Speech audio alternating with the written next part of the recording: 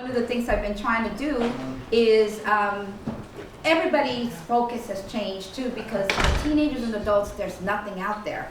We still care about children, and a lot of us have expertise, so don't take us wrong. We're still doing children. If they need help, early intervention, we still do that. But our focus as far as topics, and we want to work on housing, we want to work on employment, we want to work on college opportunities. And so that's our focus, and it's going really, really well. So since we're a small group and we have an incredible topic to cover today, I also want to talk about Amalia Starr here, who's with us, and she's a FAA member. She just joined us, but she's been with us for a while, on and off. When we talked, she said, I was following you guys when you were at PCDA. We used to meet on Lake at Pasadena Development Associates, and then we moved here. So she knew us, because she said, I've been following you, but I lost you. And so, but she has amazing, she's got her own foundation. So I'm gonna have Amalia. I told her there was going to be at least 80 people, and I never go wrong, but it's okay, because you know what? Each of us are going to go out and spread the word, because it doesn't matter. You can have 100 people here, but if you don't spread the word, you didn't spread the word. So this group can really spread the word, and these are word spreaders in this room, yes. And you have Regional Center present here, Lanterman, and I know Bill. I've known Bill for a number of years, and Bill is one of those dynamic managers, service coordinator when I knew him, but now one of the managers. He gets the word out, and he makes things happen at Regional Center. So you got those who make it happen, and those who watch others make it happen. But he's one of the make it happen person. And so I know you're all going to get out there, and you're going to get the word, because this conference is very important, and I'm in her shoes right now. Sometimes you kill yourself, getting topics, getting speakers, organizing it. She got St. Gabriel Pomona Regional Center to vendor it, and then, she's at the California Endowment, and then you're dying, are we going to get the people? Because you do these things with a lot of caring and love and thinking this is what people want, but sometimes the connections just don't happen. So I know what shoes you're in, because I've been in those shoes many, many times. But you'll see, things will come together. Most people are latecomers anyway. They don't like to do things in advance. They make the decisions at the last minute, and especially parents that have a lot going on. So come up, Amalia, and tell people about what you're doing, who you are, your story. We have a little bit of time, and then we'll go into the topic. Okay, great. Thank you.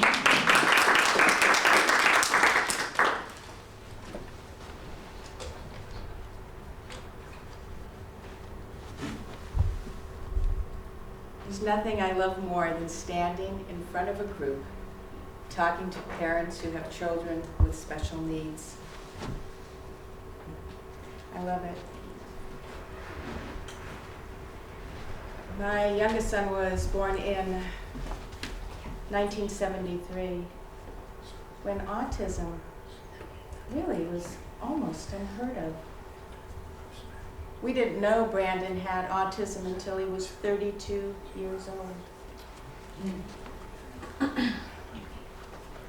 So I wasn't sure how to help him, what to do with him.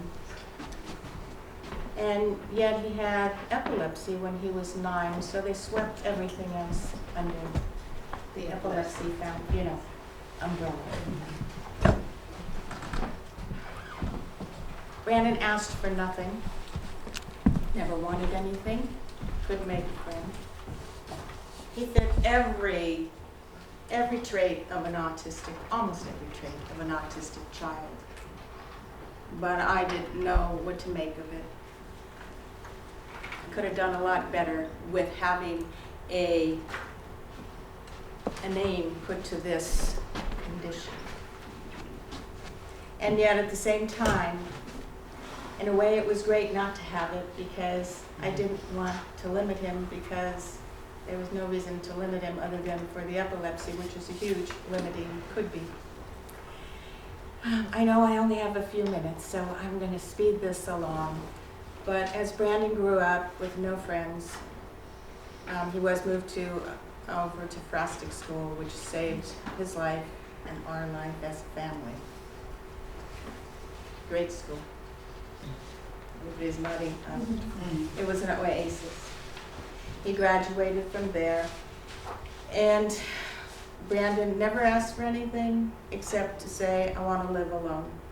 I'm going to live on my own. Well, I didn't think that was ever possible. So everybody thought I was crazy in my family. Professional said he'll never live on his own. My mindset was already set. He will always live with me. And my husband died. I was in this alone. I decided to let him try. We did a 6-month trial. Oh my God. Oh my God. It was a nightmare. From grape juice in the middle of the night spilling all over a white carpet, to standing in line at the church for a free meal at Thanksgiving, realizing people stealing his stuff, him having seizures. It goes on and on. But we made it through because this is something he really wanted. He made it through because he could. Now, it wasn't my way, and it never will be. I worked with Brandon to try to change him. And then I realized he wasn't the person that needed to be changed. It was me. And he changed me. And then we worked together, and from then on, it was amazing what he was able to accomplish. He saw things so differently than me. His caddy in the shower was upside down. I told him so. He said, I like it that way. I went home with my green caddy that I bought for him, put it, and that I had in my shower, and I turned it his way. And I called him and I said, you know what? You were right. And that's what these kids need.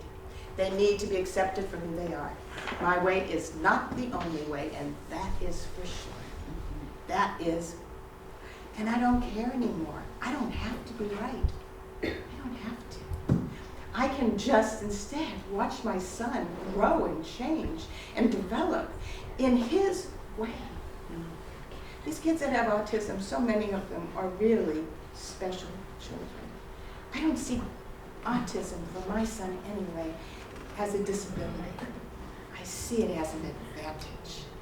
Their simplistic thinking is so fabulous. It's contagious if you allow it. These kids are great. I feel so lucky to have had Brandon in my life. I wasn't going to say this, but Brandon passed away 4 years ago, suddenly and unexpectedly in his sleep. And this foundation is in my son's honor. I absolutely love what I do. And I'm grateful to have had the experience I had with him. And I'm so grateful today to be taken seriously that helping parents get through this is what is missing in this whole equation. How can you ask a parent to let go of a child when they have no tools, when they have no support, when they have no one around them to help them? I promised when I started this foundation that no parent will walk alone on this path. There's no reason anymore. And this path is not easy.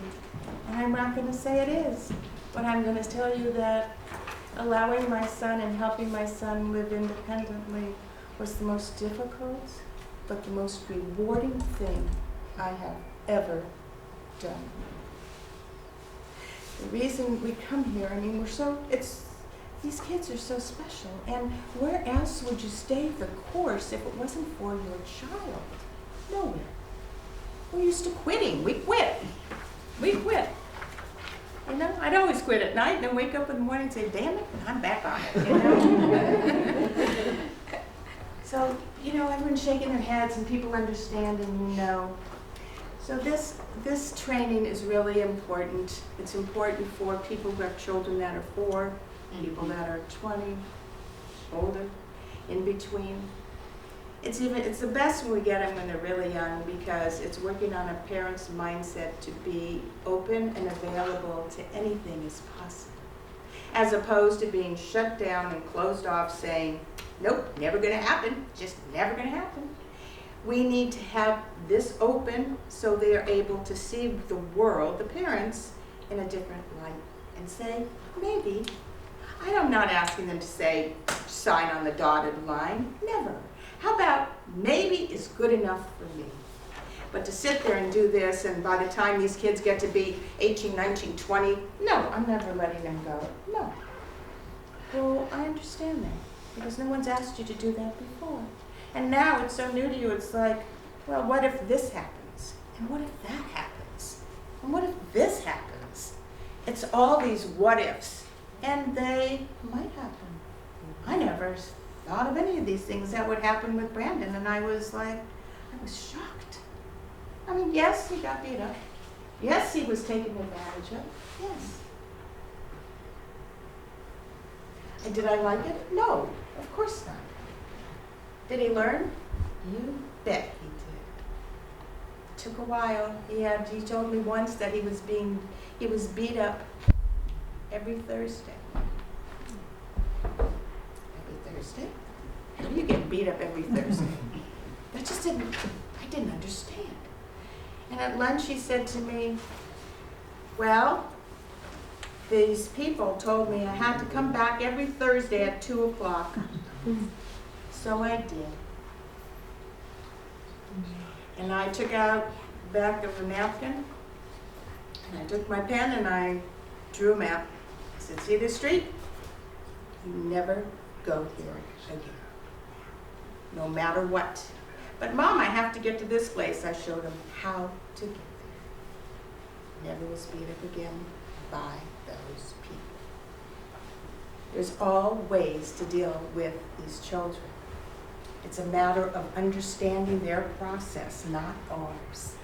Has nothing to, well, we're the parents, and of course it has a lot to do with us, but it's not, we have to be right. We just need to be there and support them and let them flourish, let them grow in any capacity that's theirs. I don't even know. I never even knew my son could be who he was. And I'm so grateful that he had independence for 17 years.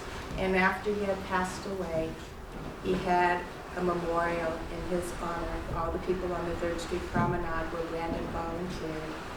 They came out, hundreds of them, to celebrate and honor him. It was absolutely beautiful. And so anything is possible. And keep in mind that,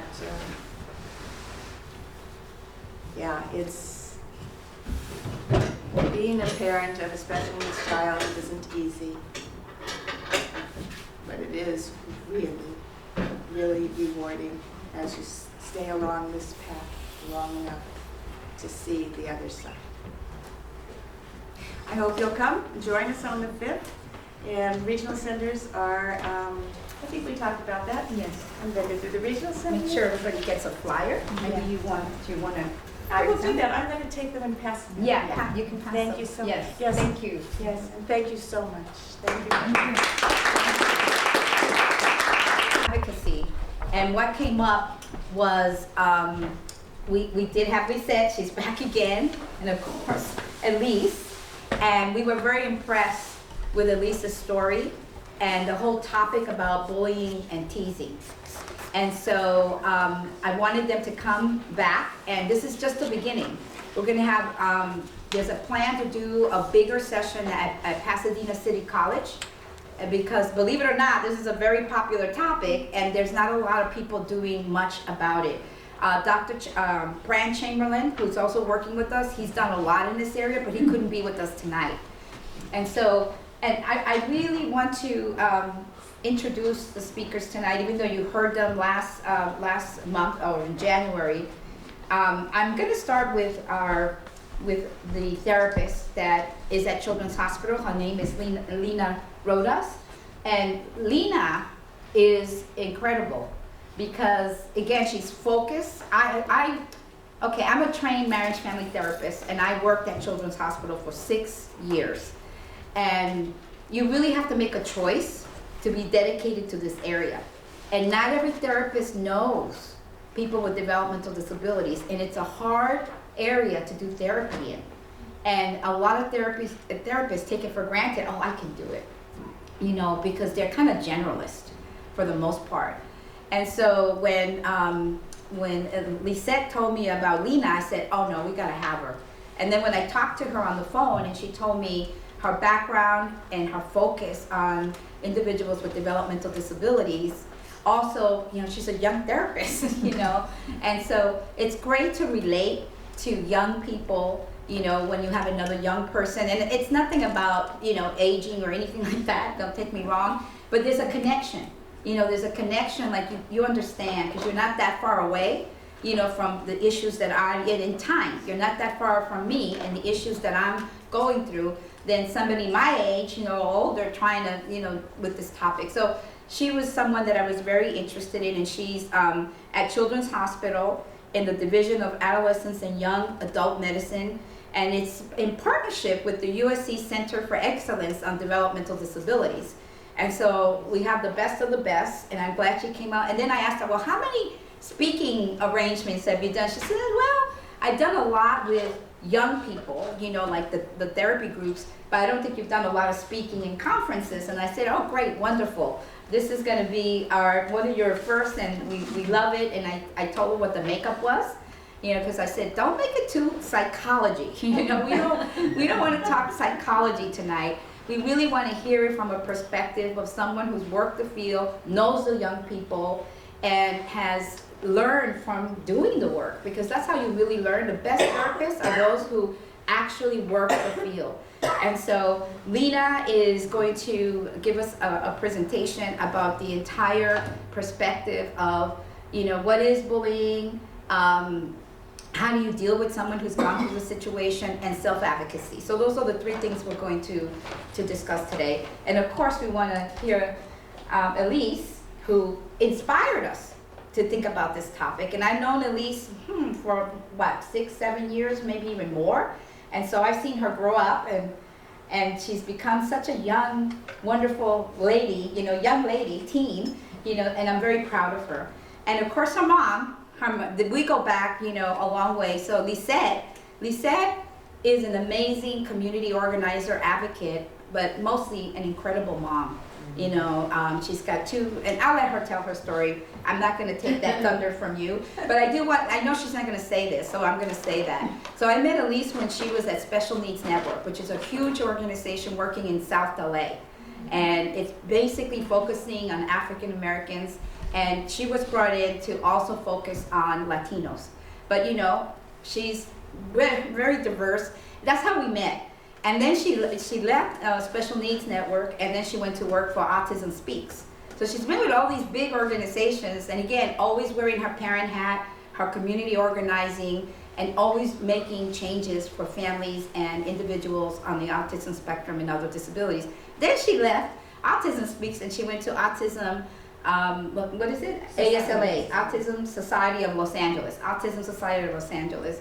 And now she's with a very interesting organization called No Te Dejes, which means in Spanish, don't let them get away with it, right? Somewhat like that. Don't let people get away with things. No te dejes, you know. So she's with that organization now. And so I've watched her career, she's watched mine, and we always help each other. Like, who do you know out there? And she introduced me to Gloria, and she introduced me to Martha, who is also helping FAA. So there's all these connections that constantly happen. And so we're gonna start with a video, and then I'm gonna have Elise come up. And I guess I want all 3 of you up here, okay? So Elise is not by herself up here, all 3 of you. But we're gonna start with the video, and then we're gonna have all 3 of them come up here. Then Elise is gonna lead, and then Lisette's gonna talk, and then Lena is gonna talk. Okay, with that, sorry, yes. Do we need lighting, or are we okay? Are we good?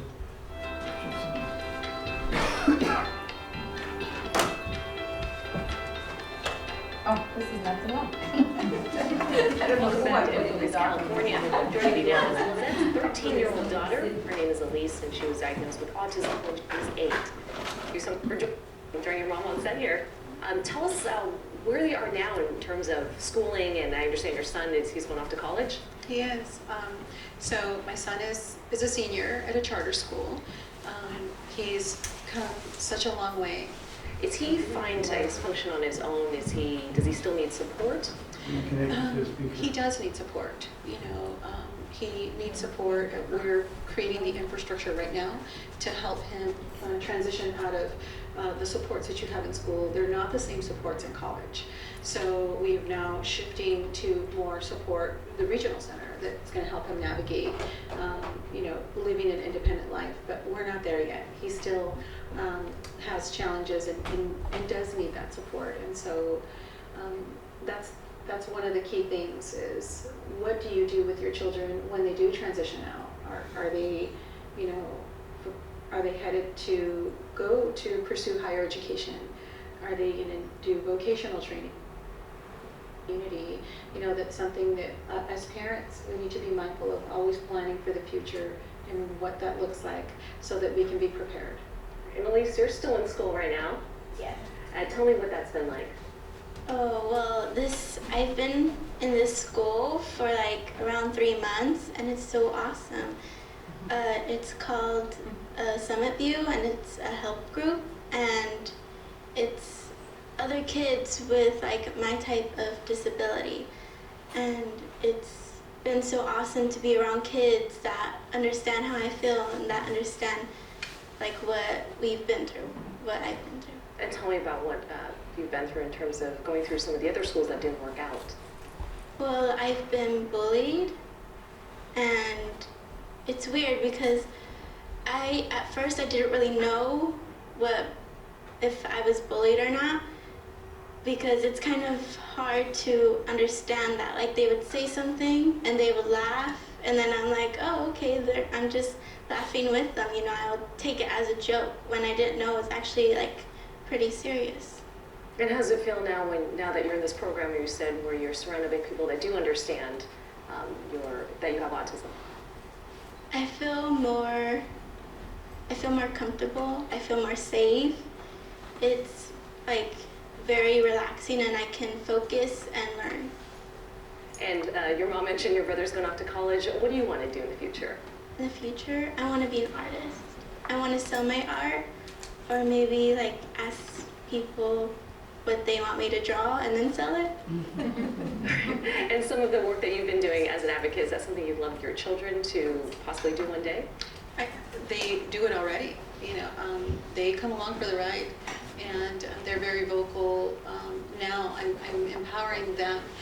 I can't always be there. As parents, we're not with our children when they're in school or when they're in the community, and so if it's possible, it's important for us to teach them self-advocacy, teach them when to say when something isn't working, when they're uncomfortable, communicate those needs any which way possible. There are children who aren't verbal, and so there's different ways that they communicate, sign language or using assistive technology, using devices. We're in a day and age now where we have access to a lot more things than we did before. And so as parents, preparing them to be able to self-advocate and navigate their community safely and communicate with those that are working with them what it is that they need. And Elise, is that something you feel comfortable doing? For example, if you're in school and something doesn't feel right, do you feel okay speaking up about it? Well, now I do, but back then when I was in all those different schools that didn't work out, it was kind of hard for me to advocate for myself and speak up for myself. Like if I needed some help, or if like somebody was bullying me, it was like harder back then, but now I can be more Well, you're finding your voice. finding my way. All right, now what's the hardest thing that you have gone through, especially growing up with autism, if you can share that with me? Well, it's hard to understand certain things that are obvious, but then to me, it's not obvious. And I need like a little bit of time to figure out stuff. And also, what's hard is that speaking up for myself. speaking up for myself, like advocating for myself. That's hard for me, but trying to like get there. All right, so well, thank you so much for joining us, and thank you for sharing your stories. It's good to have you guys both here.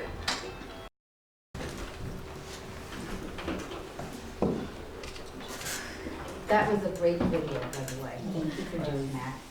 And so, Adi, are you ready to start? Okay, you wrote something? Okay, great. Yes, go ahead. Hello, my name is Elise. Thank you for inviting me to talk about my experiences with bullying. I have gone to several different schools. I have been bullied in almost every school I've gone to. I have been bullied for things I can't change about myself. I didn't tell anybody I was being bullied because I didn't know I was being bullied. When I told my parents, they made me realize that I was being bullied and we had to do something about it. I felt very anxious, and when we told the school, they were not very supportive. They made me feel like I was lying about it. At the last school I was in, it was worse. My parents really tried to improve things, but the school wasn't willing to. My parents brought in an attorney and she asked me to testify for myself and share the details of what had happened. That's how I decided to go to a non-public school, where I am now. This is the first school I felt comfortable in, and I plan to stay till I graduate high school. If I hadn't self-advocated for myself, I probably wouldn't be at the school right now with the friends I have, with the awards I've earned, and with the self-confidence I have gained. I want kids my age to learn how to communicate and advocate for themselves, because advocating is not just when you're in school, it's all your life. My therapist has helped me in social situations that I'm not used to. She's helped me understand things that are hard for me to understand, and she keeps me very motivated. She helps me with answering questions like, am I a bad person, or does autism affect my personality? And she's giving me coping skills to help with my anxiety, like what color is the ground, or what's its texture, or how many people have been on the ground, so I can get my mind off the situation. And it's really helped me in school when I feel overwhelmed, or when I'm in public, when everything gets blurry and stuffy. The things I have learned and hope you can take away from today is telling someone. It shouldn't be a secret that you're being bullied or mistreated. If you don't tell someone, they can't help you. Find somebody to talk to, and don't be afraid to speak up and self-advocate.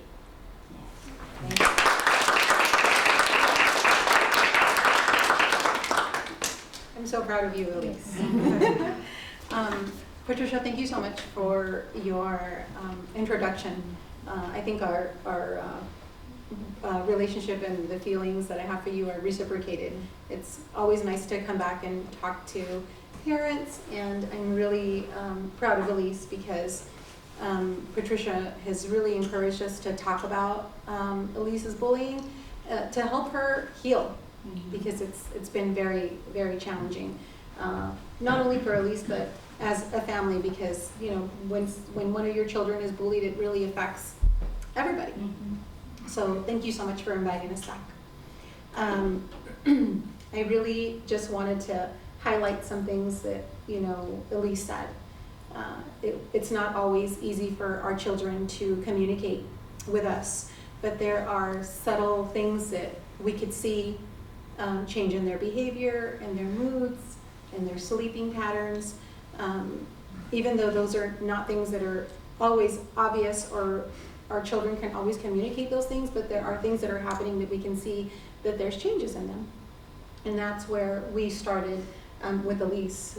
We started seeing that she was not wanting to go to school some days, and really seeing more signs of anxiety and loss of sleep.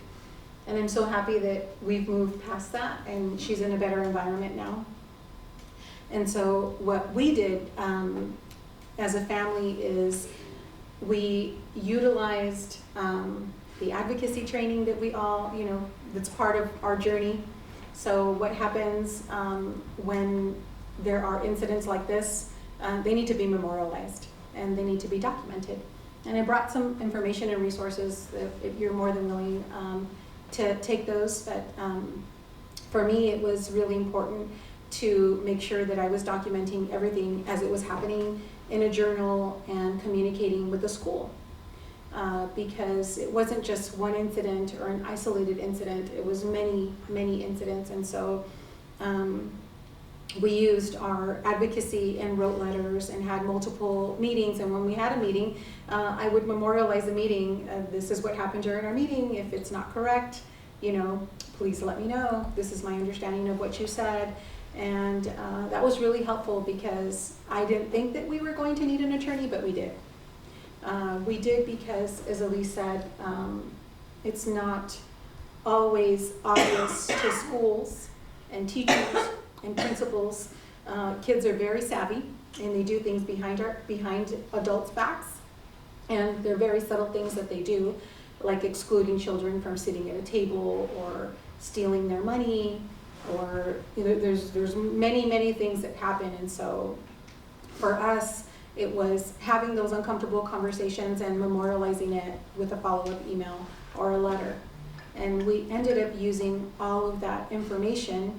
And it wasn't the first, knee-jerk reaction wasn't to get an attorney. It took multiple steps, and we had to use the chain of command. So we started with teachers, and then when that didn't work, we went to principals, and when that didn't work, we contacted our local district, and when that didn't work, I contacted the superintendent of LAUSD, and I said, this is what's happening.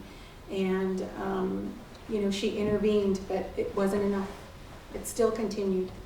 And we pulled Elise out for a short while, and we had to hospital homeschool her so that she could heal, and we could heal, and we can regroup. And we were able to get an attorney that helped us get her into a non-public school placement.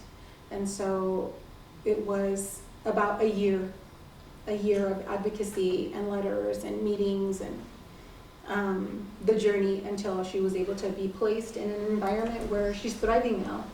She's doing really well academically. When we removed her from a stressful environment, she was able to learn. And it's not perfect. No placement is perfect. It takes a lot of work to continue to monitor and track, and we've really utilized the IEP to incorporate some self-advocacy goals in there to help her with these skills, because as she said, they're not easy for her. And there were other things that we offered to bring to the school, like an assembly. We offered to bring in a free in-service to teachers. These are things that I wasn't successful in getting at my particular school, but I have been able to get those resources brought into other schools that are open to accepting that support because it's needed. So I think that for the most part, for me, was using advocacy and following up, using the chain of command, and writing letters is what was really helpful. And so if I impart any knowledge about our journey, it would be that. So, thank you.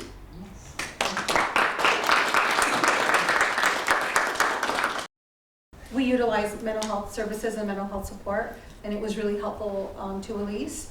And so Lena's going to talk about how she supports students that are like our family and have had a similar journey.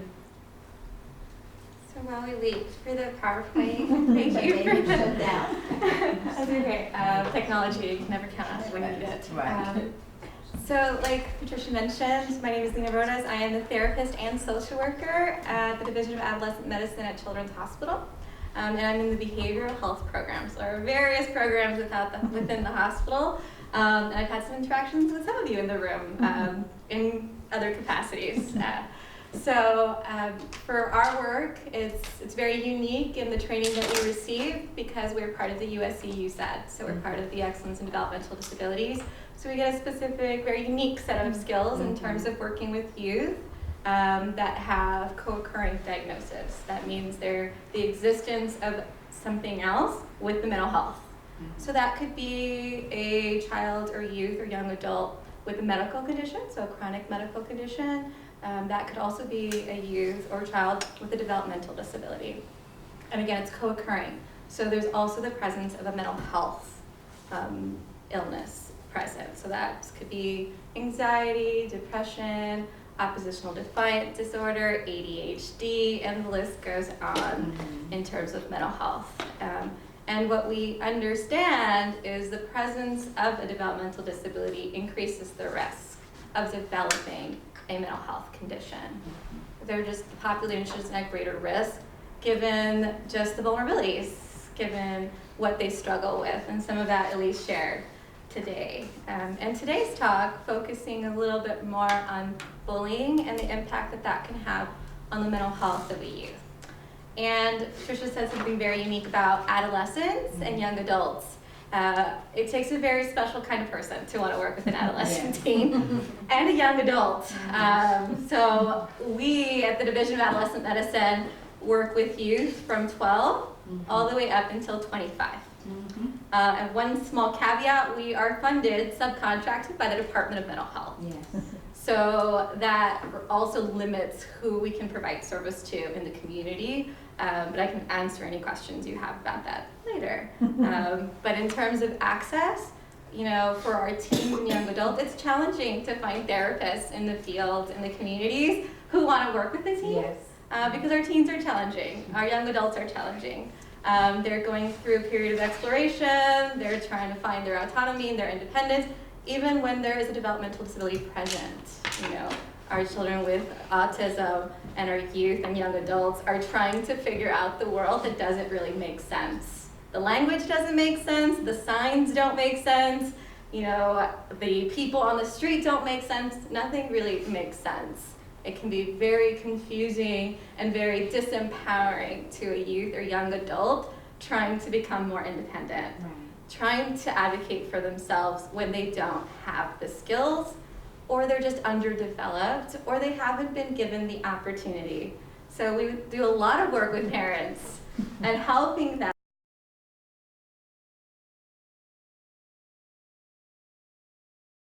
with transition support and helping them to recognize that we are a part of the conversation as parents.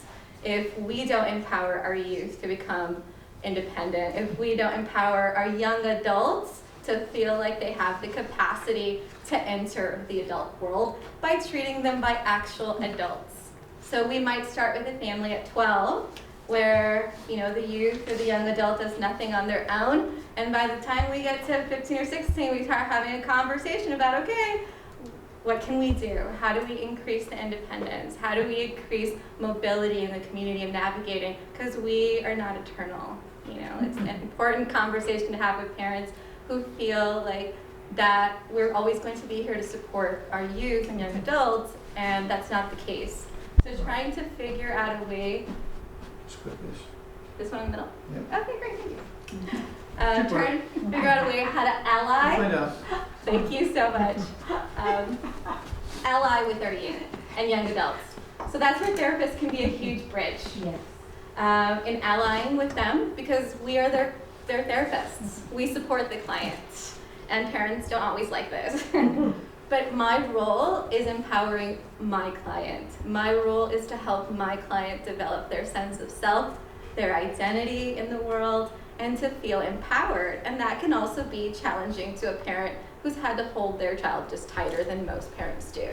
We go through this gradual procession of letting our children go, becoming adolescents and becoming young adults and then becoming adults.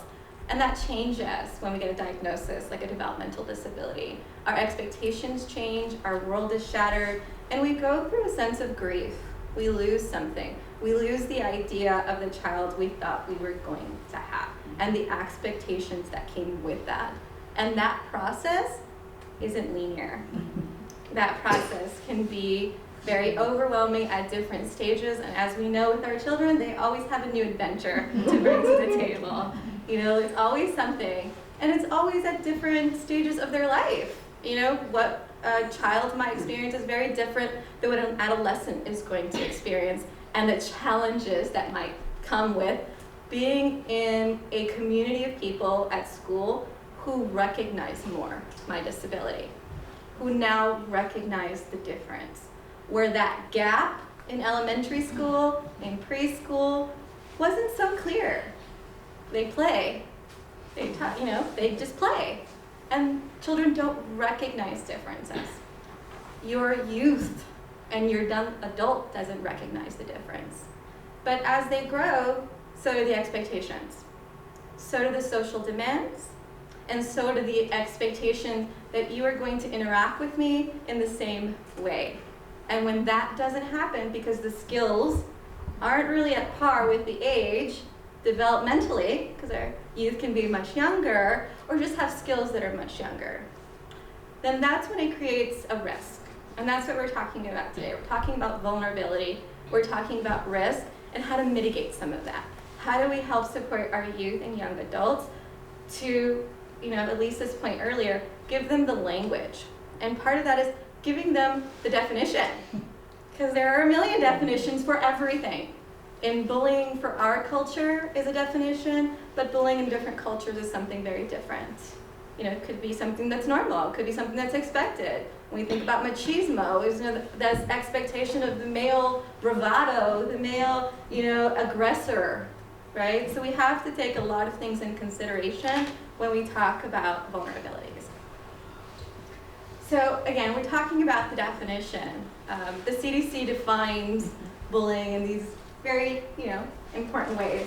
So when we talk to our youth and young adults, we want them to know it's unwanted aggression. It's not something you asked for. It wasn't because you did something that you deserve it. We need to ensure that they understand that it's unwanted, that it wasn't something that they gave permission or consent to. This is where we start to use the language of permission and consent, because it's important when we build autonomy, when we build their sense of agency, when we build their confidence, that they recognize that they have the power and the right to their own bodies, their choices. When we talk about power imbalance, we want them to recognize that someone else feels that they have a power to treat you in this way. It could be a perceived power imbalance where because I come from a certain gender, because I come from a certain race or ethnic background, socioeconomic status, or because I'm abled and not disabled. There could be these perceived ideas of power imbalances. There's also the observed ones, things that are much easier, things like physical disabilities, right? Genetic conditions that have very, facial abnormalities, things that are very present and visible. Obviously, a person in a wheelchair or someone that has difficulty ambulating is there's a power differential if a person is able, can run, or can aim at them, physically hitting them. Causes, it could be repeated or risk of repetition of the behavior. Again, if nothing happened the first time, the odds that it's going to happen again, pretty high. It's going to continue to happen. There were no consequences. The person that did the behavior wasn't given any feedback because the youth didn't recognize that they were being bullied, or that they didn't recognize the uncomfortable feeling that came with, why does this make me feel uncomfortable? That I don't understand what just happened. And the majority of our youth don't, regardless of the presence of a developmental disability. They might not understand why they feel uncomfortable about certain situations. Causes harm or distress, really important, right? We know that bullying can cause psychological harm. It changes the way we see the world. It doesn't look as safe anymore. It doesn't feel as trusting. I used to trust the adults in my environment to protect me. I used to trust that people wouldn't do anything wrong to me.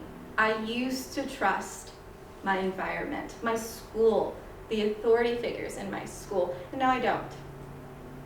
When we talk about physical harm, when people engage in physical bullying, they can cause a lot of physical harm. We talk about harm in a lot of different ways. A person can be a perpetrator, a victim, or both.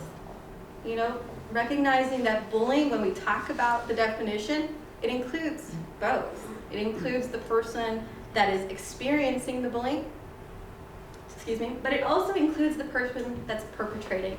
And remembering that some of our youth, especially when there's a presence of a developmental disability, can't always recognize that what they are doing can also be considered bullying. They might not understand that their actions are hurting someone. That ability, that perspective taking is not always there. And it's underdeveloped and it needs support. It needs support from the parents, from the therapist, but also the people around them that are modeling perspective taking. So the prevalence of bullying, incredibly high. 1 in 5 students reports having been bullied. This is really, really high numbers. So we understand that this is an epidemic. This is an issue that is occurring and is so prevalent in our communities, in our societies, and in our schools. We talk about differences between female and male students reporting bullying. Not that much difference, really. They're experiencing it at the same rate. 33.9% of students with autism face higher levels of bullying victimization. So the presence of a disability makes us more vulnerable. Because we identify that we have a disability can make us more vulnerable, and it's also because we don't identify that we have a disability that makes us more vulnerable. So if a person does not understand or doesn't know that I have a disability and might respond to me in a certain way because I responded in a certain way, and they might not understand why that happened.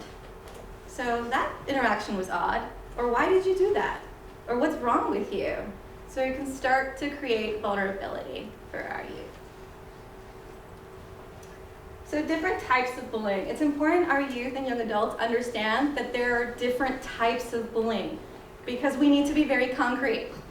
We need to give them rules. We need to give them very concrete information that they can always carry with them so that they understand when these things happen to at least ask the question, is this bullying? I remember you said if someone hits me, kicks me, trips me, pinches me, pushes me, spits on me, pulls my hair, bites me, or damages my property, that it could be bullying. We have to define it, and we have to give them as much information as we can.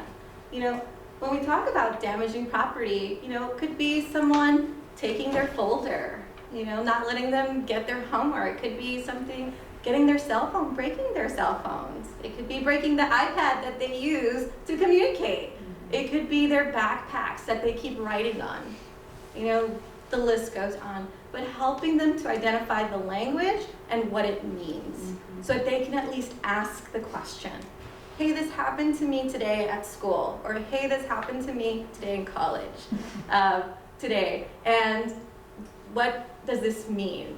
Did they mean to do it on purpose? Was it something that, that was meant to happen? I feel hurt about it. How, is this how I should feel? But asking the questions, having a conversation where they feel open and safe to talk about what happened.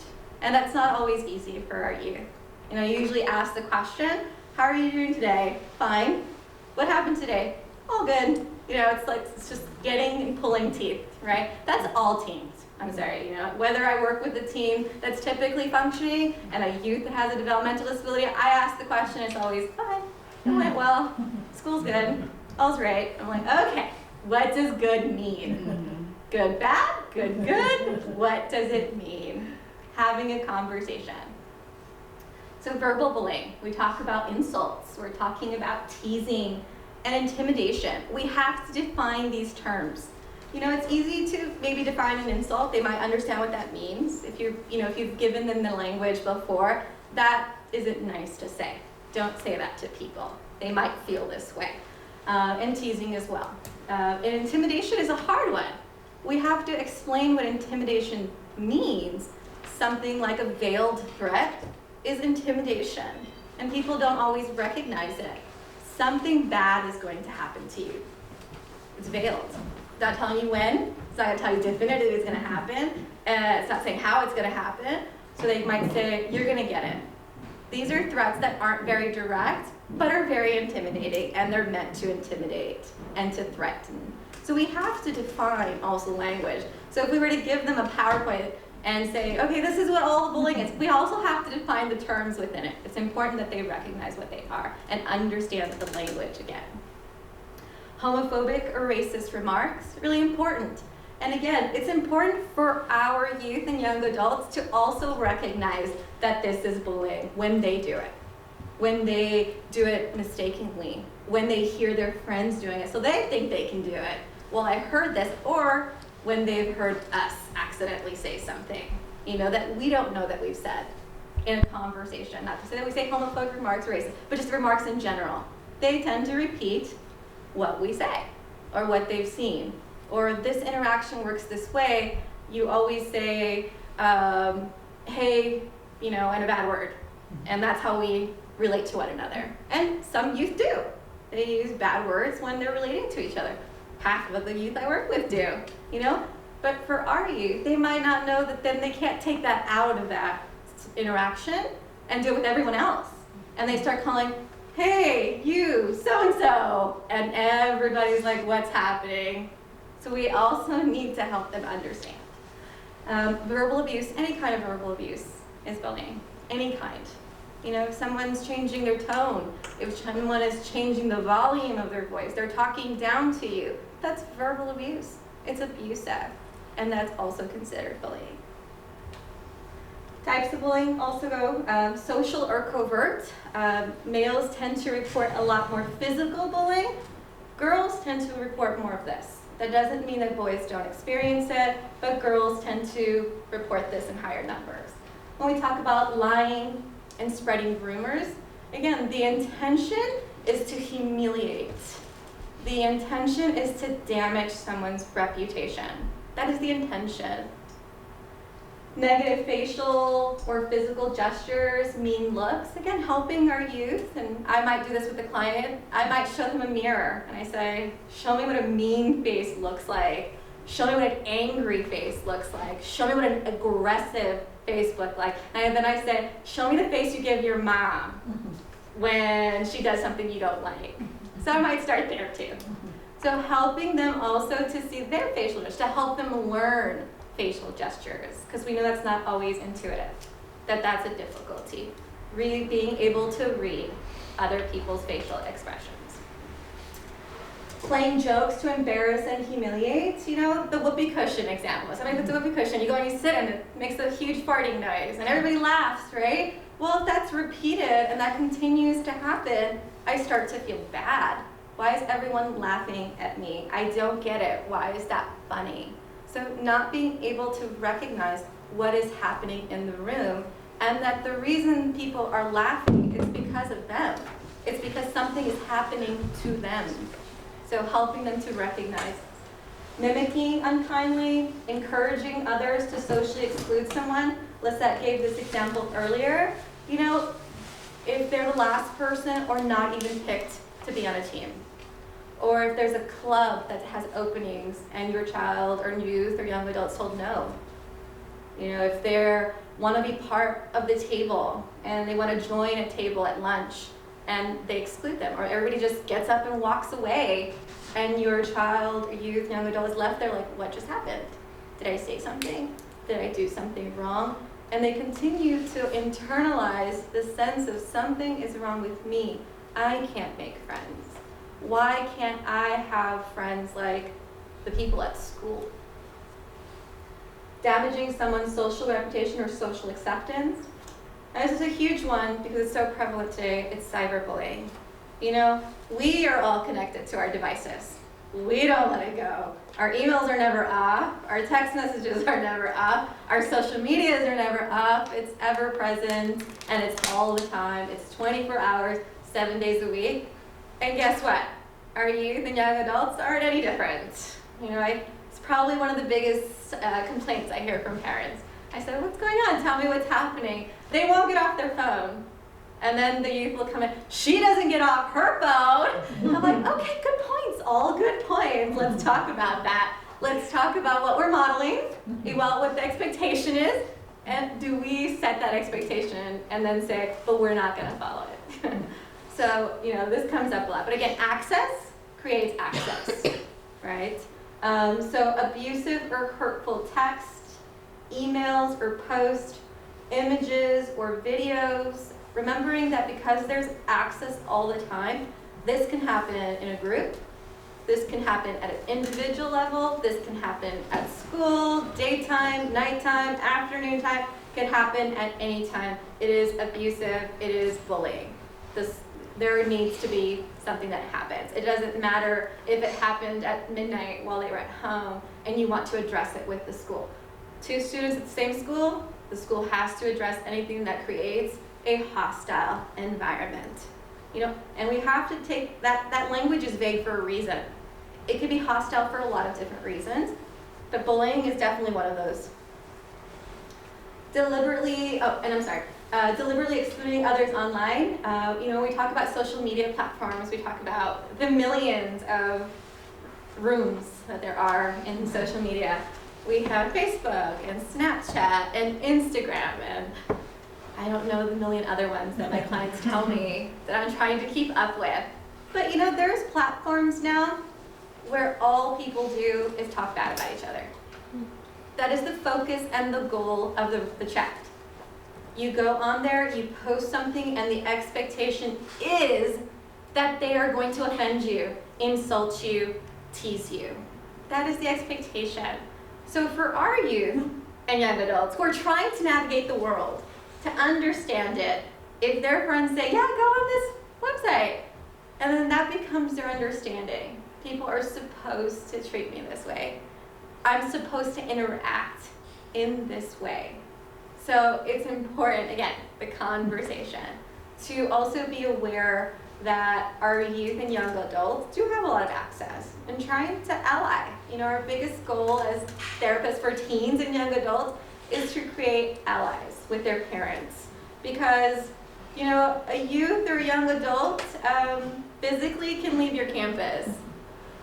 Physically has the capacity to walk out of school, physically can hide their phone, can go through your phone, can go your wallet. There's a lot of access. And physically, they are not children anymore. They can do it. They can absolutely do it. So remembering that nothing, legal or not, can force you to physically grab your, 150-pound adult son and drag them where? I can't drag my 9-year-old, let alone half of my clients. I'm like, well, yeah, I'm not sure how this is working.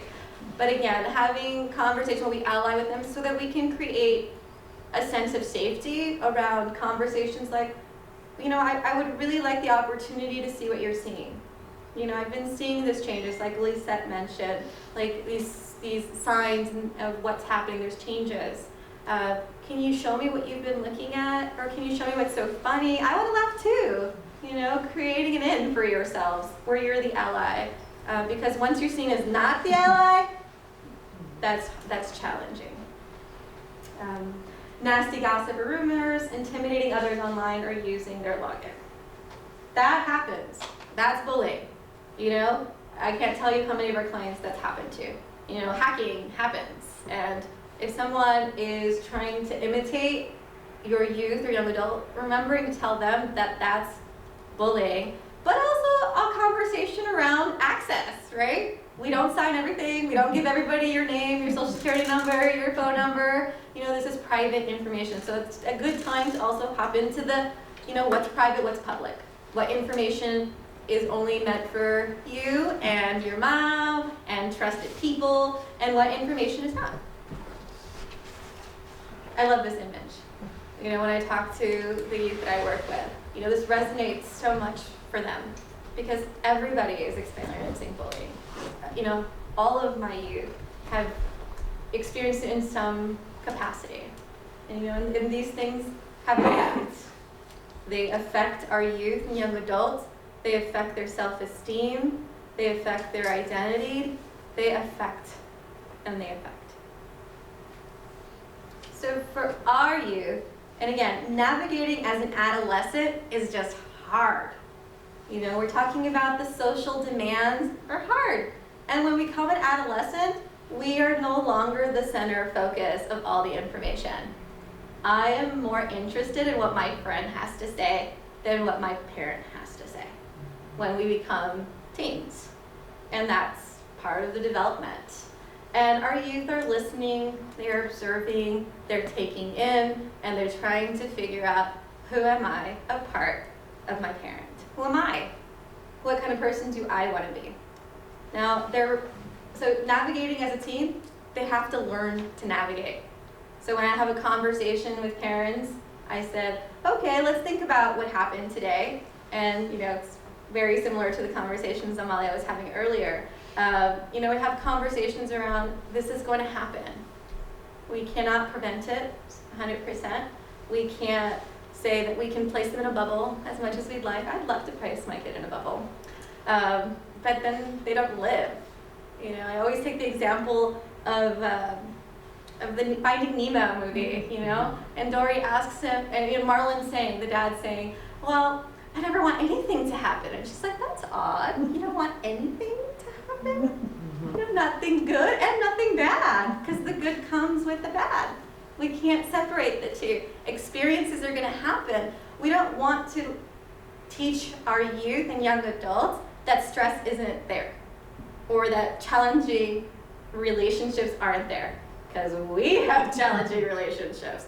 We know challenging people, you know, just pulling into a driveway at the Starbucks or trying to get to school on time. There are challenging interactions. So teaching our youth and young adults how to navigate the situation, how to work through it, how to cope with what's happening.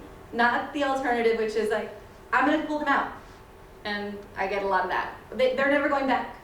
I'm never letting them go to that program. I'm never letting them back to that school. I'm never letting back on very unique circumstances. What's that? But I'm just going to pull them out. If that's your first go-to for everything, what do we teach our youth and our young adults? To run, to flee, to quit.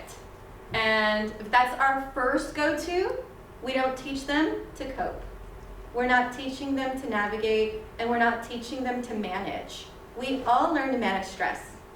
Badly sometimes, but we're all have to learn to manage stress. And our children and our youth and our young adults do too. They have to learn how to manage it, not how to run away from it. Developmental delays obviously causes a very unique risk because the social communication aspect is huge. When we talk about relationship building for our youth and young adults, this is the biggest part, right? We're talking about social language. So again, if you go to Germany, and I don't know if anybody's German, but if you go and I put you in the center of it and all the signs don't make sense, the people, the culture, nothing makes sense. You know, language doesn't make sense. And for communication, especially social communication, language is the part of it. So if I don't understand the language, how do I initiate a conversation? If I don't understand the verbal and non-verbal cues, how do I respond? How do I know what they expect of me? So that is a risk. I have a huge desire to make friends, but this is hard. And I don't understand what's happening in the room. And very similar to Lisa's experience, they just don't understand what's happening. And that could be very confusing, scary, overwhelming, you know, and it affects them in a lot of different ways. It affects all of us if we were feeling that confused. If we were feeling like we couldn't get a grasp on anything. Okay, I got a grasp on saying hello today, or I got a grasp on keeping my eye contact, and then they added something else. Now I have to hold the eye contact, ask them how they're doing, wait for them to ask me, and then I'm lost. That's as far as I got. You know, it's challenging, and remembering that when we work with our youth and young adults, a lot of what we do is social scripting. We talk about it, like, what could you say? Well, and I have young adults that say, well, I want to ask this girl out, and she's in my college class, and I'm like, okay, how do you ask her out? What could you say? And he might be like, you're pretty. I was like, okay, that's a good first, good first one. Or when he comes back into my office and he says, my heart's broken. It's broken. I said, what happened? She didn't look at me today. You know, I said, okay, well, let's think about that. You just met her. It's the second day of class. But it's their experience of the world is very different. And the way we understand it is very different. And they need support. They would like an ally. They would like a friend. And that's the biggest key here. We all want to feel connected to the world in some way. And our youth and young adults do too. But it creates a vulnerability when they don't know how, so they don't know the language, they don't understand what's happening. But it's also this desire to have friendships that creates a vulnerability. Because I want to create them in any way, shape, or form, however they look. And that is a risk. So Sally goes through puberty, is at camp, and she hasn't had friends at all before. Suddenly she's developed breast, her body's developed, and she starts to get all this attention. And she doesn't know why. She doesn't recognize why. But she's starting to get a lot of attention, and she likes it. I wasn't feeling very successful before when I was trying to talk to people. I was trying to have conversation. That wasn't very successful. But what was successful? When I let people touch me. What's successful? When I let people make comments about my body. So again, vulnerability, risk, because there's such a huge desire to make friendships. And they don't always recognize that it's in appropriate ways because that feels good. I have friends now. You know, they don't recognize that those friends come not because they want to be friends with them, but because they might want to take advantage of them. And it creates a lot of risk in a lot of different ways. Or Johnny, talked about money earlier. You know, Johnny's friend keeps asking him for $5 every day. Every day he comes to school, give me $5. He's my friend. I really, really like my friend, and he's gonna eat lunch with me today. I know he's gonna be there to eat lunch with me, even if it's for 5 seconds to ask him for the $5. He ate lunch with me. It's the way I understood the situation, how I understood the interaction. You know, that's how it was to me. He's my friend. I don't wanna hurt my friend. My friend's not hurting me. And again, not recognizing that the friendship isn't healthy. We have to talk about healthy relationship building. And mind you, we have this conversation with typically functioning youth. You know, building healthy relationships. What does healthy look like? But when my desire is just so much, because I've never had a friend and I finally do, it's hard. I can't tell you how many times I've found challenging.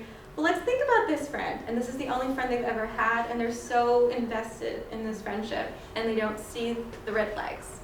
And then I think about, well, how many of my relationships did I miss a red flag or two? and I try to figure out a way to navigate that where they feel empowered and they feel like if they're so invested in a way that doesn't just fracture every possibility of any kind of friendship. So it's challenging to navigate. It's necessary to have a conversation around risk and vulnerability and trying to help them navigate the interaction. How do we navigate this? Well, let's tell your friend today that we don't have the money. Okay, and you know, he might get mad, but it's okay, just tell him, I just don't have money today. And then on the third day, we're gonna do the same thing. We're just gonna say we don't have money. Just say, your mom can't pay the rent today and she can't give you the $5, which is totally real for some families, right? And I help them to figure out a way that they feel comfortable navigating it in a way that doesn't just ruin any hope of any type of friendship in the future. Because our youth hold on to that idea, right? It's the idea that I can never make them. And this hidden factor of the disability, huge vulnerability and risk. People don't know what they don't know. And it's not visibly present. Autism isn't visibly present for a lot of our youth. You know, so physically they look fine. They're typical. They say yes. They nod when we're talking. They laugh when we laugh. And adaptively have learned to get by. And a lot of our youth learn this. They learn to smile. They learn that people respond to that. They learn that people respond to when they laugh, you laugh. And they learn to respond to the yeses. Yeah. Because most people ask a question and you're like, yeah, sure.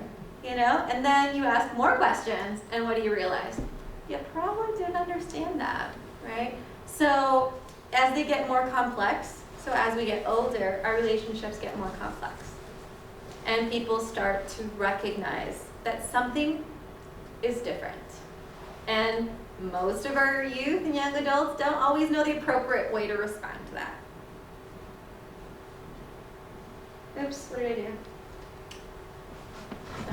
Oh, there it is. Okay, so what can happen as a result?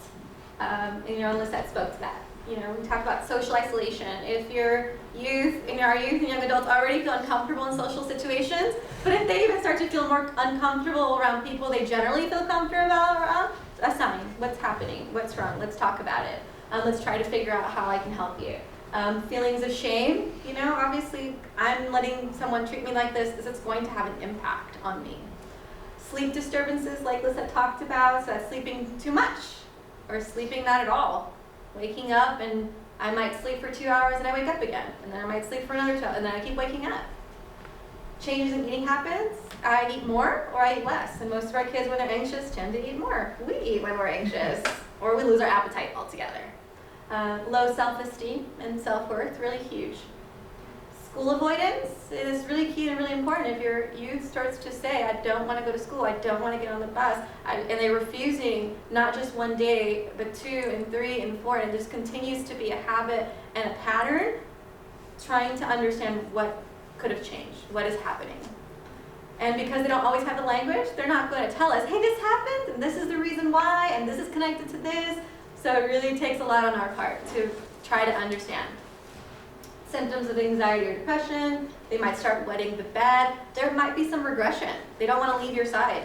They want to hold on to you. They start crying. They start wanting you to dress them, to shower them. So we start to see some regression. That was a safe space for me, so I want to return to when I was a child because that felt safe.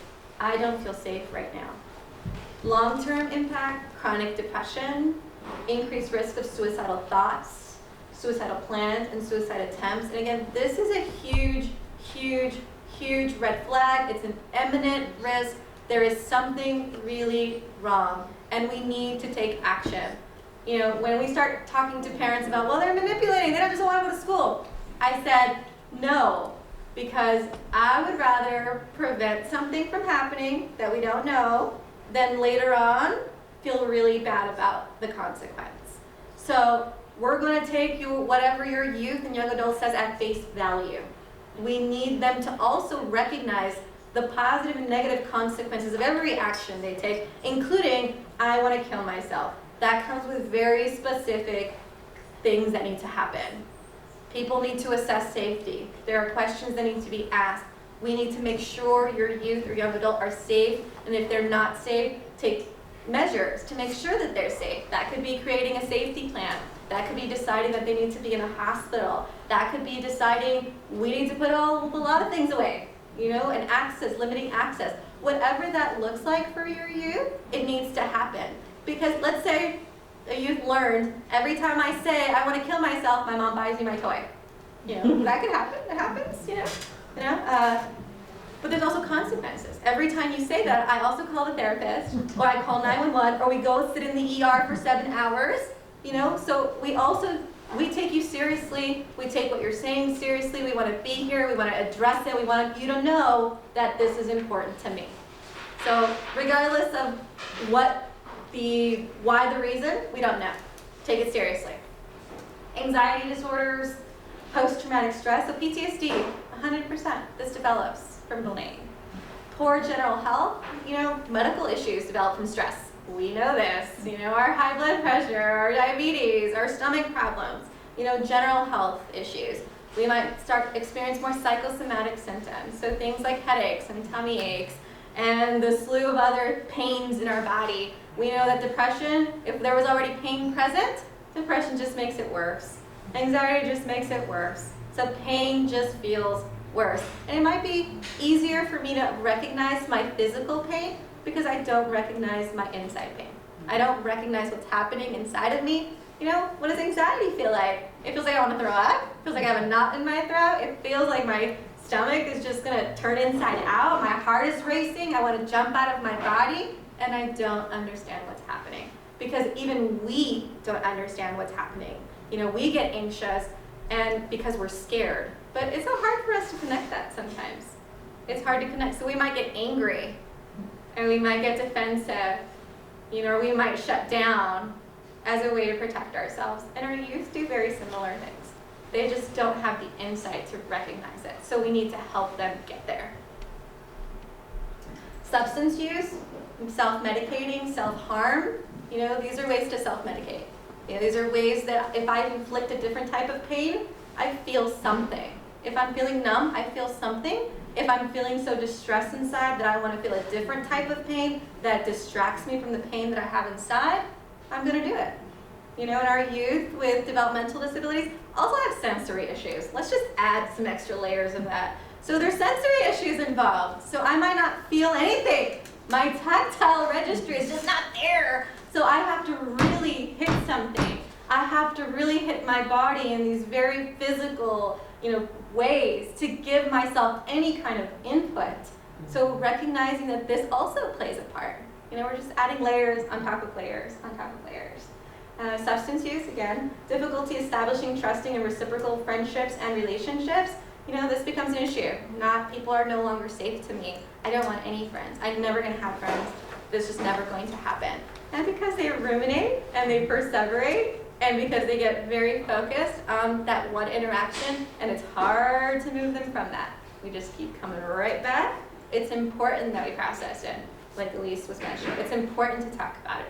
And it's important that we help them then to make meaning and then to move past. We can't get stuck. The life goes on. It's figuring out, okay, this happened to me. I'm going to make meaning of what happened to me and understand it and process it. And then how do I move forward? What does my life look like now? How do I make different choices? How do I protect myself in the future? How do I create a different path to a different place? And talking about mental health. We have a lot of ideas of mental health. The stigma is very present, prevalent, and there. A lot of different communities have a lot of different thoughts about mental health. When we say the word mental health, when we say our child or our youth or young adult seeing a therapist, or we've seen a therapist, what does that look like? What does it mean to be a person that lives with a mental illness? Because having depression or anxiety at whatever degree means we are living with a mental illness, and recognizing that there's a lot of stigma around that.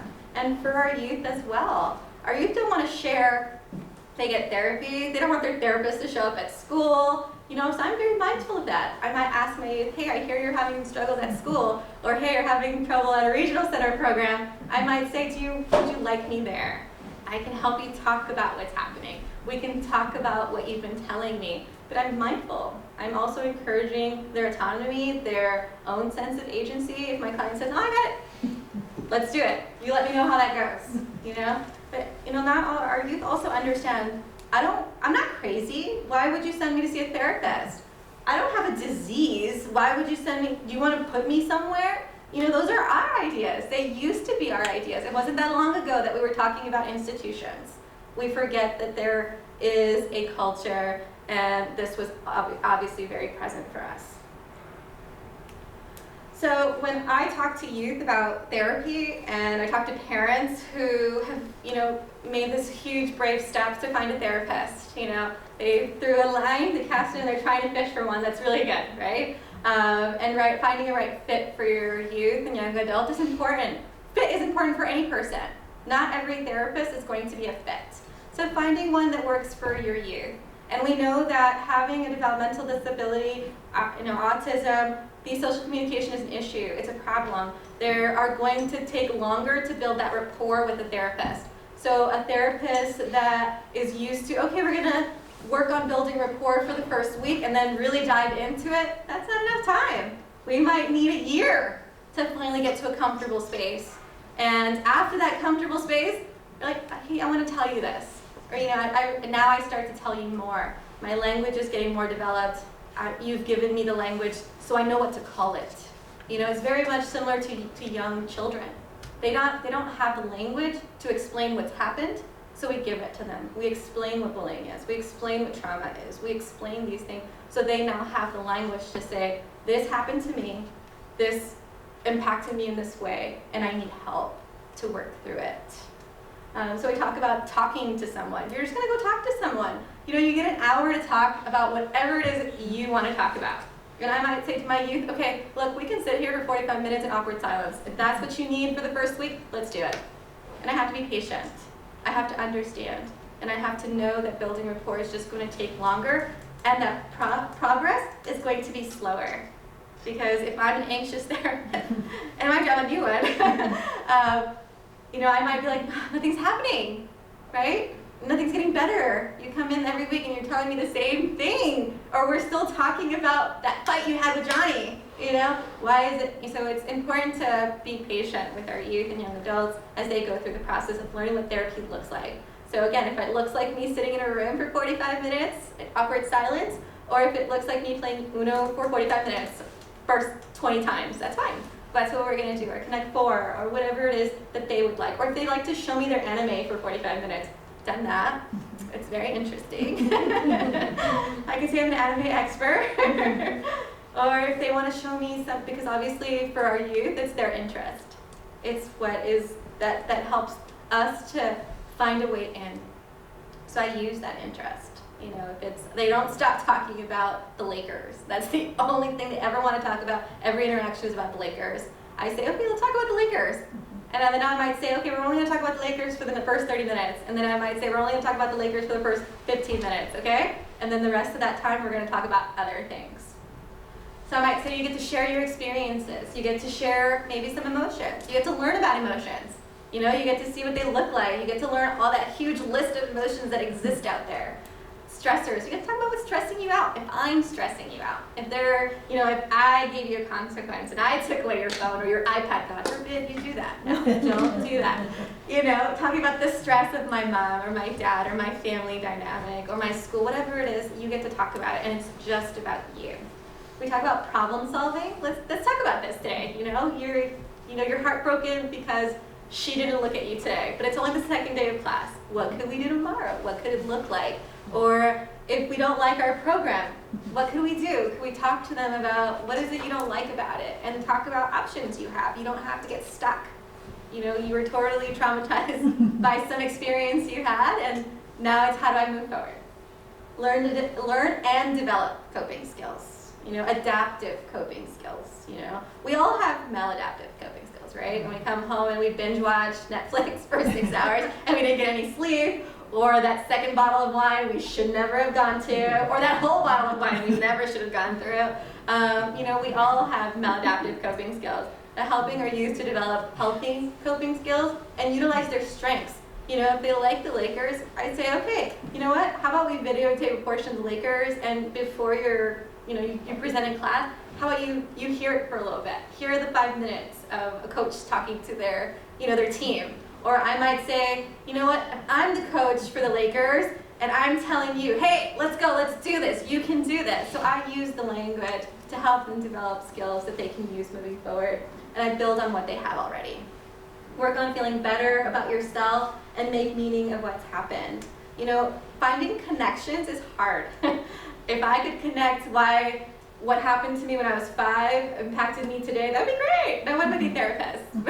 That's helpful when someone can make those connections for us.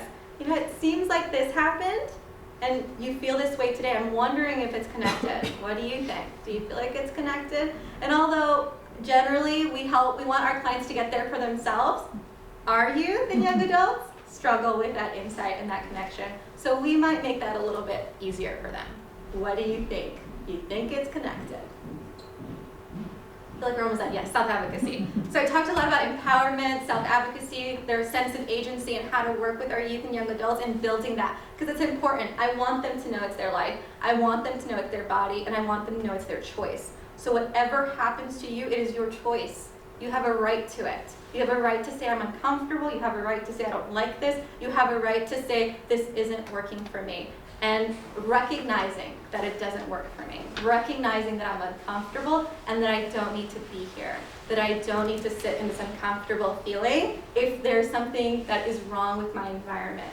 What is not working for me? So I want my clients to feel that, especially our adolescents and young adults, because when they transition into the adult world, I want them to remember that it's their choice. I want them to remember that it's their body and that no one should touch it without their consent or their permission. And what does that look like if I don't give them an option as a parent? What does it look like if I always say, you're doing this? So what does that look like? So how do we, again, support our youth to become allies so that they can see themselves also as adults. You know, I talk to parents a lot about your youth just turned 18. We need to start saying they're adults. We need to start treating them like an adult, or otherwise every time you say to them, start acting your age, but we're not treating them like they're 18. We're not giving them the options that we would give an 18-year-old. We're not giving them the independence that they can start to learn to build.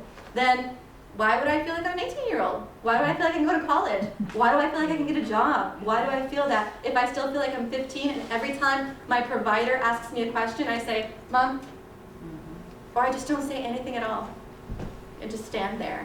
And that just happens over and over. So luckily in our division, our goal is huge. It's about autonomy, it's about sense of agency. And when we ask our parents to wait in the waiting room and I see your faces, I'm like, yeah, you have to wait in our waiting room. My session is with your child and your youth and your young adult. And they're not going to feel like I'm their therapist if I keep bringing you in. That doesn't mean you're not a part of it. But it's making sure that they remember that they're the focus, that they feel empowered, that they feel safe to share information. And for parents, it's sitting with that uncomfortable anxiety. What if they're sharing? I don't know everything they're sharing. So that's okay. That's what teens do. They start to share with other people. And hey, if a therapist is that person and that therapist is going to communicate if there's risk of harm, if there's risk of if there's any danger, so great. You at least know if there is any type of risk that is they're a danger to themselves or others, or there's any type of child abuse, we're going to talk about it. Other than that, we're not going to talk about it. Unless your youth says, I want to talk about it.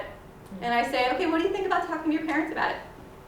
I feel not ready. I said, okay, when you're ready, we'll talk about it. Being part of the conversation, helping them to identify people they trust. Who are the people you trust? What does that look like to you? What does trust look like? Am I one of those people? If I keep breaking your trust by sharing your information without your permission, remembering that it's not a free-for-all of information. Our youth and our young adults need to remember that too when they share information. But if every time we go to a family party, we just shared their whole life story and everything that's happened, what are we modeling? How are we encouraging them to keep their information private and to respect their autonomy? What do I want you to share? And as a therapist, I always ask that question. What would you like me to share? What is okay to share? What do you think is important to share? Or would you just like me to sit here so that you feel supported? And some of my youth might say, just sit there. Some of my youth might say, actually don't come, just wait outside. I've done that too. So I ask them, and I ask them. And that is the end. Yes. I wanted to make a comment about identifying, I think, and I'm going to share a little bit of, when Lisette and Elise were telling me about what was going on, I was very devastated by it. And I think what devastated me was looking at an incident where a birthday party occurred and they invited her, because that's the type of bullying that you don't, and I think that's why the school didn't think much of it, but that's so hurtful, that you get invited to a birthday party, but it doesn't exist. And, and they make believe that it's going on, and, and there's belief, right, that it's going on, and then you go, and it's like, it didn't happen. I was so devastated when I heard that. I said, how can people be so cruel and do something like this? But there's something that goes underneath, like you wouldn't, like in that list that you had there, that got me. That got me, because the hitting and pushing and all those obvious things, although they also go underground, you could at least know they hit me, they did this. But when somebody invites you to a party and they're doing it, it's all a scheme, it doesn't exist, and they're like, ha ha ha, they're gonna think, and they're gonna come out, and you get ready and you go, and nothing is happening. That's very, very damaging and very hurtful and very mean, right? And so those are the kinds of things that I think go not noticed, and they don't pay attention to it. The other thing that got me is I'm not a social media person. I don't do Facebook. I don't do any of that. But when somebody said there's so much bullying going on in social media, I'm not like, well, what? Just shut it down, and don't pay attention to it. That's easy to kind of dismiss. You know, again, my lack of knowledge, you know, I just dismiss it. If somebody's doing, I just shut it down, never hear about it again. But no, because it's all over the place. You know, people open their phones, they open everywhere, and everybody's looking and they're talking about you. And then I realized, oh my God, that is so horrible. I didn't have that when I was growing up because we didn't have social media like that. And now that's another tool that is being used, and it's very damaging. So those are the only two comments, because those are the two things I think that drove me to think about this topic being so important. And when, you know, Lisette and Elise shared with me, I was like, oh, they're gonna pay attention to this. And they didn't.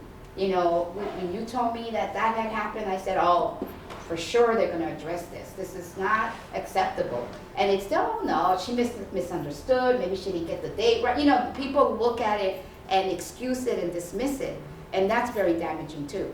Because when you know something's going on and you're not paid attention to, then you feel like there's something wrong with you. And so that's also horrible. So anyway, those were my comments. I really enjoyed your presentation. I think you went through this really well. We're gonna do something similar to the teens, but she's speaking to the teens. Elise and Lisette are talking to the teens. So we have a teen group, about 15 kids get together, and they're gonna do this as well. And so we need to catch up with the parents. So something happened tonight, I don't know what it is, but still this was a great session. And we wanted to, because we don't want the parents in that session. She's coming because she's a speaker and she's talking about, this is how you can talk to your mom, this is how you can talk to your dad. But we really believe in those sessions that the parents shouldn't be part of them. And we had an issue about AIDS and the parents being the AIDS. And of course, sometimes they can't find anybody else, but it's not dignified for a teen to be with their parent or a young adult to be, you know, with their, they don't want that. And so we're trying to figure out in these sessions how we get their aides, but that they not be the parent, but somebody else. So it's working. Little by little, we're getting some help. So anyway, I just wanted to say that we have some time for Q&A, so please, this is the time to ask questions. Yes? I have a question. First of all, I'd like you to be my therapist. Yes. But I'm probably over 25. But my son, who is 24 and is now at Pasadena City College, so when he was in high school and college, and when he was in, middle school and high school, he was bullied. It doesn't seem to be an issue now that he's in college.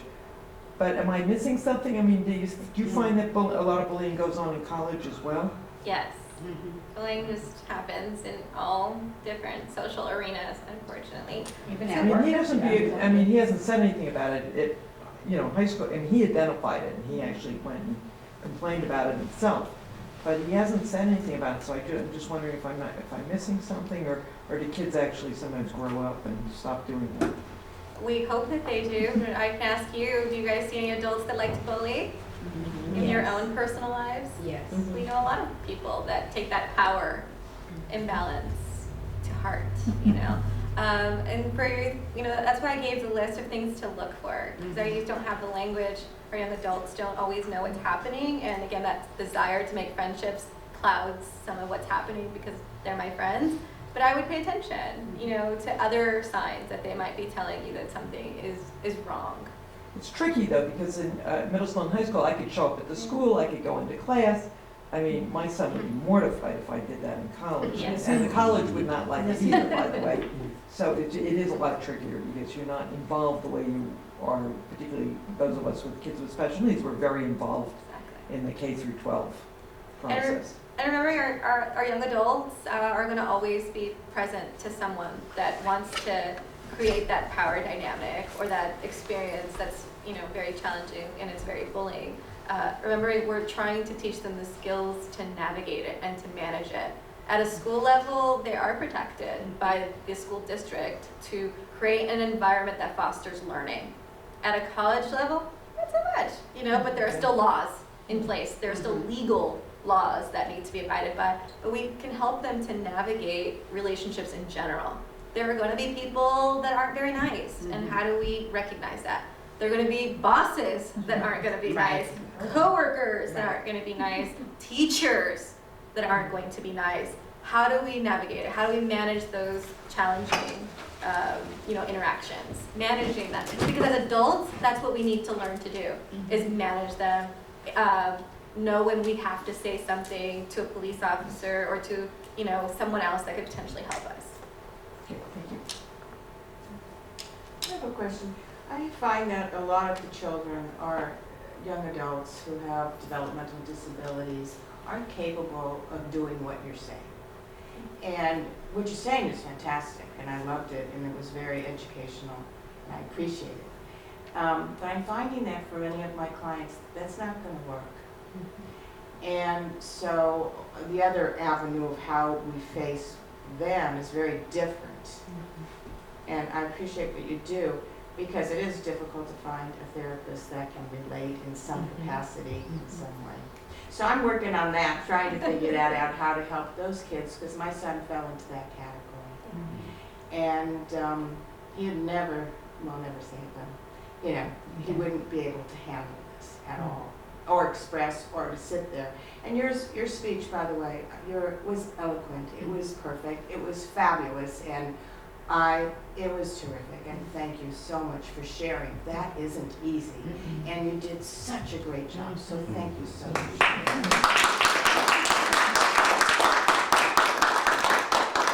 Do you have an answer for that? There's no answer for our children aging in general. Services for adults in general are scarce, and that's probably why I work with teens, because I have a lot of hope for their development in the future. Right. If I can give them these skills now, it'll help to bridge it when they're adults. But even as adults, therapy is useful for any type of sense. Working with a therapist to gain knowledge and language and skills is always useful and helpful. It's always going to be something that it could be a resource for us, an outlet, a way to learn to express ourselves. Because that could be the goal. I want to learn to express myself. I want to learn to express how I'm feeling. I want to learn the language. Those could be goals that can be worked on even as adults, because we struggle with our own anxiety, our own, mental health at various, points in our own life. And we could use a therapist to just run my day by. Was this okay? This really hard interaction at school or at college or with my coworker or my boss. So I think it's great what you're doing. I just wish more of the kids how to reach them that will also need therapy too. But obviously what you're doing is fantastic. I'd like to comment. In my 15 plus years now of working directly with families of children with all different types of disabilities, I think the introduction to the information is key, because we should assume competence. We should assume some type of cognitive ability that they have, even though they don't have the way to express it. I think it's important to introduce it for safety precautions, right? Even though you think that they don't have the capacity and maybe they can't communicate, but it's important for them to know a lot of what Lena said, I'm uncomfortable with touch. This is appropriate touch. This is not. Even just hearing some of the terminology and information is important, because you don't know when they'll be able to communicate it. And so for me, it's always introducing it, even though you don't think that they understand it or know it, because oftentimes, for whatever reason, the information, the communication skills are not there. And so now we have technology, now we have a lot of different types of ways to communicate, through sign language. And so what I've experienced, especially with the Latino community, is they assumed that because they were nonverbal that they did not understand it. And so unfortunately for the community that I've worked with, they fall into abuse. And so for me, the takeaway for those experiences, always giving them the language and introducing that information, because you never know how they will communicate it. Right. They might. That's right. So you're saying, I'm taking away bit by bit, is what we're doing here. Yes. Because otherwise it's just so overwhelming. Yes. Well, Yeah. And I Which think is what you said fantastic. was really important of the role modeling for the youth. So I work with a program of 18, so college to career. And what I see is when I'm working with my young adults, it's learned helplessness, which unfortunately comes from their families.